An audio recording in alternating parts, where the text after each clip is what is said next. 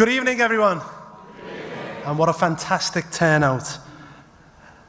We have a once-in-a-lifetime opportunity this year, and the referendum most likely will be in June.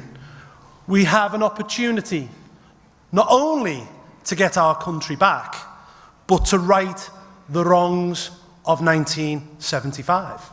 Now, I can see from the hair and the bald heads in this room, a bit like myself, that a number of you would have voted in 1975. A vote that was designed to keep us within the European Economic Community. And you were told in 75, weren't you, that it was about trade and nothing else. European nations trading together freely. But you were lied to. You were hoodwinked. You didn't think that there would be an EU flag, an EU anthem, an EU army, which is on the table right now. You never thought it would expand into being 28 member states. It is now time to put the wrongs of 1975 right. We have that opportunity in June, and we will get our country back.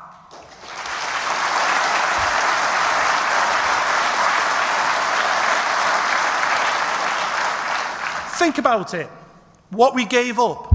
We are now within a European Union where over half the laws that are made are not made by our MPs at Westminster. They are made in Brussels. And they're not made by MEPs, people who are directly elected. They are made by a European Commission.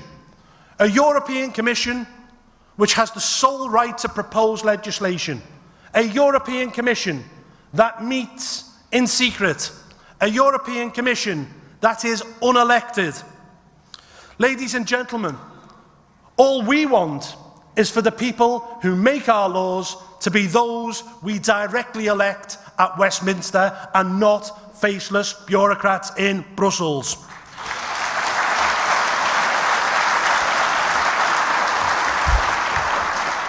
And think of the betrayal.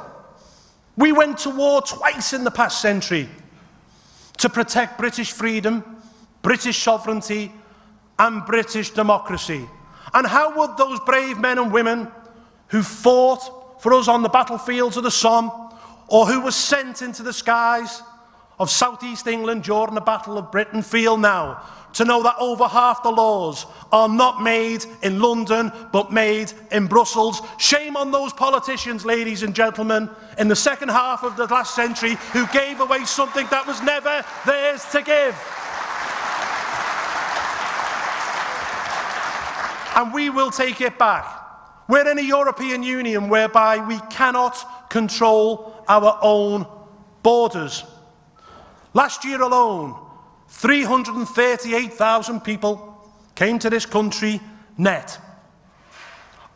Half of them came from within the European Union. And isn't it an insane system whereby we discriminate against an Indian doctor or an Australian nurse on behalf of someone from Eastern Europe who is low-skilled? It makes no sense whatsoever. And we know that this unfettered and uncontrolled immigration is driving down wages. The Bank of England has said so. And in working class communities, it's actually driving people out of work. Wouldn't it be more simple, ladies and gentlemen, if we, in Britain, could control our own borders through an Australian points-based system where we have the ability to say who we want and who we don't want to come and work in our country? Ladies and gentlemen, we pay for this. This is the insane point about it. You would think that they paid us, but no. It's costing us £55 million every single day to be a member of this club. And that is only the membership fee. But they give us half back.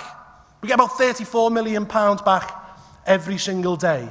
But they then tell us how we can spend our own money. So if you drive into Manchester, you'll see building sites everywhere with signs up. This project was built with European money. Thank the EU. There is no such thing as European money, ladies and gentlemen. That is your taxation. And the other half is spent building motorways in Romania, an underground system in Warsaw, a sewage system in Budapest.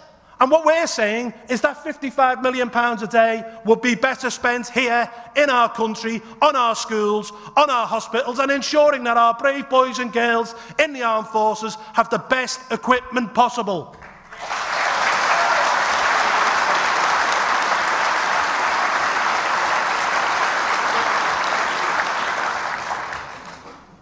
Actually, if you add it all up, the costs of being in the EU, the costs come to somewhere around £100 billion. That is to comply with a common fisheries policy that's half the size of the British fleet since the 1970s. A common agricultural policy that pushes up the price of everybody's food.